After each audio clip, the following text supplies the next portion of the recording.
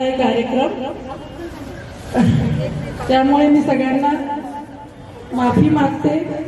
आणि आज आपण इथे स्वागतम आजच्या कार्यक्रमाच्या उपस्थितीत सर्व महिला वर्गांचे तसेच सर्व माझ्या मैत्रिणींनो आज आपण इथे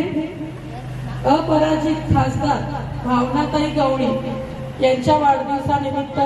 तसेच अपर्णा महिला बहुउद्देशीय सेवाभावी संस्था याबद्दल आपण इथे स्मार्ट सुनबाई आणि स्मार्ट मॉम या